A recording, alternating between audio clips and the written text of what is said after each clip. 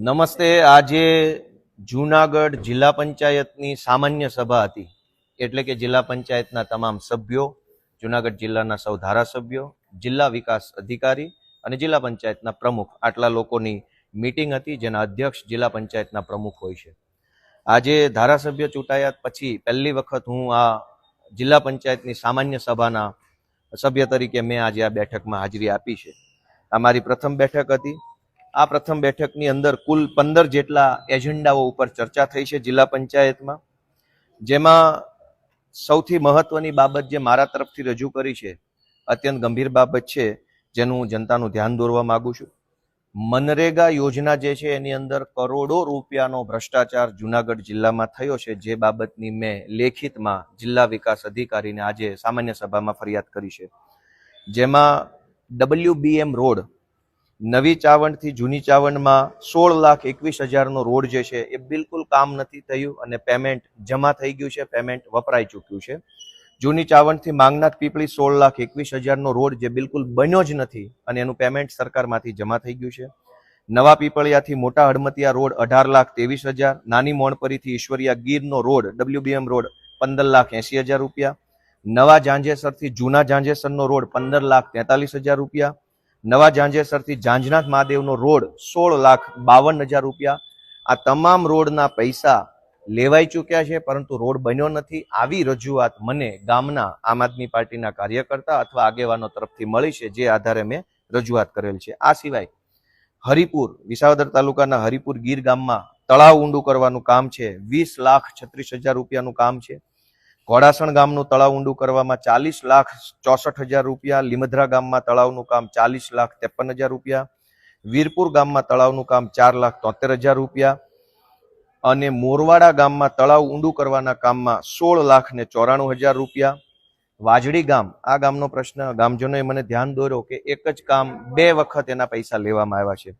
શમશાન પાસે કોઝવેનું કામ વાજડી ગામમાં એ 9,77,000 રૂપિયા અને ફરીથી એનો એ જ કોઝવે, પણ એનું નામ બદલી નાખ્યું કે કાંતિભાઈના ઘર પાસે કોઝવે રોડ, એનું કામ 3,59,000 રૂપિયા. પરબ વાવડી ગામે તળાવ ઊંડું કરવાના કામમાં 18,64,000 રૂપિયા, છોડવડી ગામે તળાવ ઊંડું કરવાના કામમાં 22,14,000 રૂપિયા, ઉમરાળી ગામે તળાવ ઊંડું કરવાના કામમાં 17,56,000 રૂપિયા, જૂની ધારી ગુંડાળી ગામે તળાવ ઊંડું કરવા બાબતે 18,23,000 રૂપિયા, રફાળિયા રોડ ઉપર ભેસાણમાં પરસોત્તમ બચુ કાપડિયાની વાડી પાસે કોઝવે બનાવવાના કામમાં 13,18,000 રૂપિયા ચૂકવી દેવામાં આવ્યા છે. પરંતુ ગામજનો એવું કહે છે કે આવું કોઈ કામ થયું નથી, અથવા તો થોડું ઘણું ફોટો પડે એટલું કામ થયું છે, બાકીના પૈસા ખવાઈ ગયા છે. અમૃત સરોવર બનાવવાની જે યોજના છે સરકારની, એમાં ખાંભા ગામમાં 8,03,000 રૂપિયા, લીલિયા ગામમાં 6,09,000 રૂપિયા, નાની મોણપરી ગામમાં 3,32,000 રૂપિયા, શોભાવડલા ગામમાં 2,80,000 રૂપિયા અને ગળથ ગામમાં 5,06,000 રૂપિયા અમૃત સરોવર નામની યોજનામાંથી પેવર બ્લોક નાખવાના ફળવાયા છે.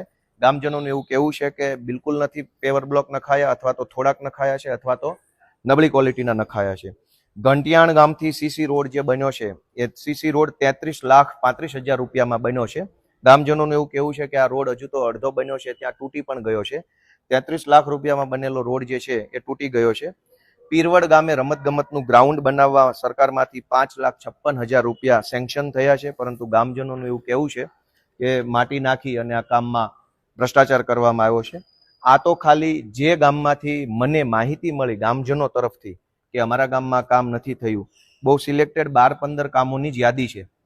માત્ર 12-15 કામોમાં તે આ આંકડો કરોડો ઉપર જાય છે. જો આખા જૂનાગઢ જિલ્લાના મનરેગા યોજનાના કામોની જો યાદી મળે તો ભ્રષ્ટાચાર કઈ હદે થાય છે એ જાણવા મળે. આ બાબતે મેં જિલ્લા વિકાસ અધિકારી અને જિલ્લા પ્રમુખશ્રીને આજની આ બેઠકમાં મેં રજૂઆત કરી છે.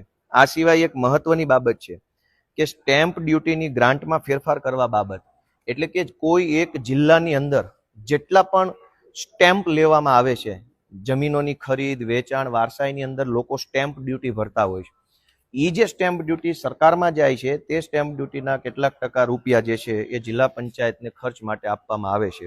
આ ખર્ચના સ્ટેમ્પ ડ્યુટીના ગ્રાન્ટના કામોમાંથી અનેક પ્રકારની સરકારી યોજનાઓમાંથી રોડ, રસ્તા, ગટર, પાણી બનતું હોય છે. સરકાર આ જિલ્લા પંચાયત દ્વારા 2025 માર્ચ મહિનામાં વડાળ ગામે ભિયાળ રોડથી જાલણસર તરફ જતો રોડે મેટલનું કામ મંજૂર થયું હતું. માર્ચ 2025માં કામ મંજૂર થયું, આજ દિવસ સુધી કામ કરવામાં ન આવ્યું અને આજની આ સાધારણ સભામાં વડાલ ગામે ભિયાળ રોડથી જાલણસર તરફ જતા રોડનું કામ બદલી નાખ્યું અને કેન્સલ કરી અને માળિયાહાટીના તાલુકાના ભંડુરી ગામે 3 બોર બનાવવાનું કામ મંજૂર કરી નાખ્યું. 4 લાખ રૂપિયામાં 3 બોર બનાવવાનું કામ મંજૂર કર્યું, જે બાબતે મેં વાંધો લીધો છે. આ સિવાય અનેક એવા કામો છે જે કામોમાં માંગરોળ તાલુકાના રહીજ ગામે આંગણવાડી કેન્દ્ર નંબર 2 અપગ્રેડ કરવાની ગ્રાન્ટ હતી અને માંગરોળ તાલુકાના કરમદી ચિંગરિયા ગામે આંગણવાડીમાં અપગ્રેડ કરવાની હતી. આ બંને કામ કેન્સલ કર્યા છે. હવે આ કામો ફેબ્રુઆરી 2025માં મંજૂર થયા હતા. ફેબ્રુઆરી 2025માં મંજૂર થયેલું કામ ચાલુ ન થયું ને અંતે એને કેન્સલ કરી દેવામાં આવ્યું ને એની સામે પેવર બ્લોકનું કામ માંગરોળ તાલુકાના માનખેત્રા ગામથી કલતપુર ટીંબા તરફ જતા રસ્તે સાંગાભાઈ ગલ્લાભાઈના ઘરેથી પૂંજા મેરખીના ઘર તરફ પેવર બ્લોકનું કામ મંજૂર કરી દીધું છે. જે આ બધી વહીવટી બાબતો છે, પણ આ ખરેખર ખૂબ ખોટું થઈ રહ્યું છે. આવી રીતે ન હોવું જોઈએ, એ બાબતે મેં રજૂઆત કરી છે. એક ઇન્ટરેસ્ટિંગ પોઈન્ટ એ છે કે બલિયાવડ ગામે ગોપાલ ગામ વિસ્તારમાં સીસીટીવી કેમેરાનું કામ ફેબ્રુઆરી 2025માં મંજૂર થયું હતું. આ કામને આજે કેન્સલ કરી અને એની જગ્યાએ માળિયાહાટીના તાલુકાના લાઠોદરા ગામે વોકળા ઉપર પૂર સંરક્ષણ દિવાલનું કામ મંજૂર કરવામાં આવ્યું. ભાજપની બહુમતી છે તો એ ધારે કરી શકે છે. ઈવનગર ગામે ગ્રામ પંચાયત વિસ્તારમાં સીસીટીવી કેમેરાનું કામ મંજૂર થયું હતું, એને આજે કેન્સલ કરી અને માળિયાહાટીના તાલુકાના પાણીદ્રા ગામે પૂર સંરક્ષણ દિવાલનું કામ મંજૂર કરવામાં આવ્યું છે. આ સિવાય એક મહત્વના મુદ્દા ઉપર મેં મારો સામાન્ય સભામાં વિરોધ ઉઠાવ્યો છે. એ બાબતનો વિરોધ છે કે આ બહુ જનતાએ જાણવા જેવો વિષય છે.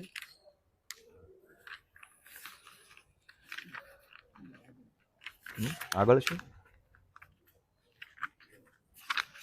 સામાન્ય સભાની અંદર સામાન્ય રીતે ચૂંટાયેલા નેતાઓ શું કરતા હોય છે એ આમ જનતાને ક્યારેય કોઈ કહેતા નથી, કેમ કે બધાની ભાગબટાઈ સરખા અંશે ગોઠવાઈ ગઈ હોય છે. એજન્સીઓમાં ભાગ હોય છે ને બધી જગ્યાએ, પણ મારે એવું કઈ કરવાનું નથી.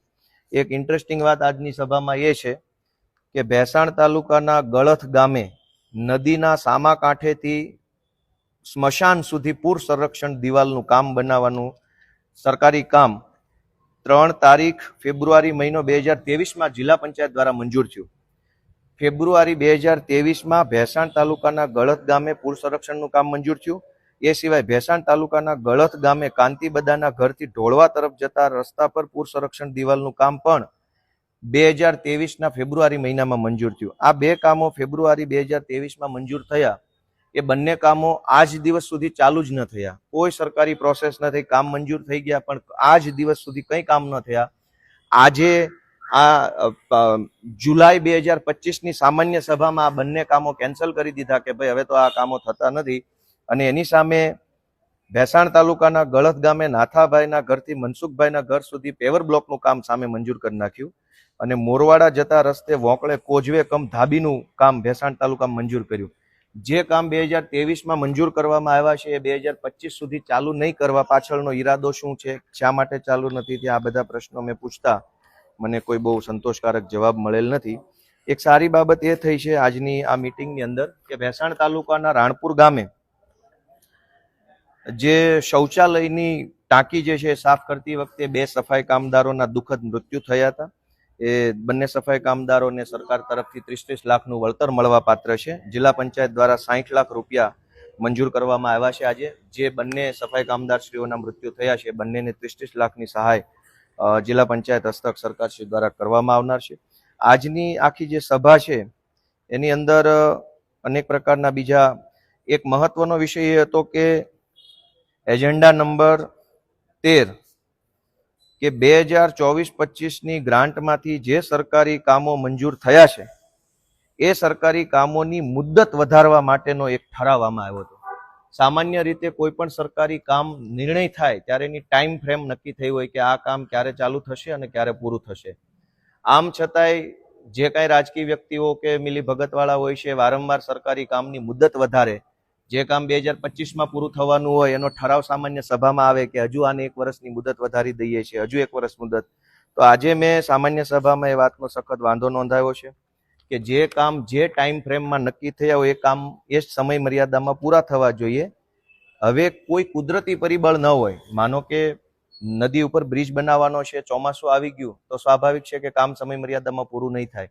કોઈ યુદ્ધ આવી ગયું, કોઈ આંદોલન થઈ ગયું, કોઈ ધરણા રેલી થઈ ગઈ અથવા કોઈ રોગચાળો ફાટી નીકળ્યો તો સરકારી કામોની સમય મર્યાદા વધારી આપવી જોઈએ. પરંતુ આવું કંઈ કુદરતી પરિબળ ન હોય તેમ છતાંય વારંવાર મુદત વધારો લઈ એજન્સીઓ દ્વારા અને કેટલાક રાજકીય માણસો દ્વારા ભ્રષ્ટાચાર કરવાનો આ રસ્તો ગોતી કાઢ્યો છે. આજે મેં ડીડીઓ શ્રીને અને પ્રમુખશ્રીનું ધ્યાન દોર્યું છે કે કોઈ પણ સરકારી કામની મુદત વધારતા પહેલા મુદત વધારવાની જરૂર શા માટે પડી છે, કુદરતી કારણો છે કે વહીવટી કારણો છે, સરકારી તંત્રની ભૂલ છે કે એજન્સીની ભૂલ છે, એ પાકા પાયે ચેક થવું જોઈએ અને જો વ્યાજબી માત હોય તો અને તો જ મુદત વધારો મળવો જોઈએ.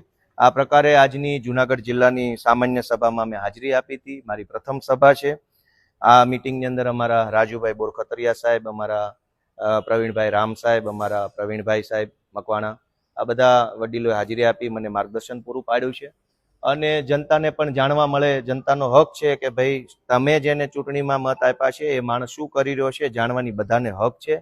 તમે ચૂંટેલા ધારાસભ્યને, સાંસદ સભ્યોને, જિલ્લા સભ્યોને, તાલુકા સભ્યને અવારનવાર ફોન કરીને પૂછતા રહેશો તો તમારા વિસ્તારમાં સારું થશે. ક્યારેય નહીં પૂછો તો બધા જ ચોર ભેગા મળી બહુમતીથી સિક્કો મારી કામ મંજૂર કરી અને ઘરે જતા રહેશે.